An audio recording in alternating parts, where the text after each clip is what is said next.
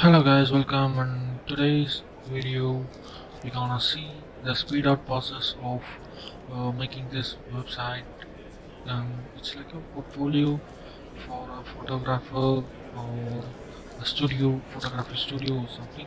So this can be used for various use cases, and yeah, we're gonna make this full process using AdobeXd with a single component.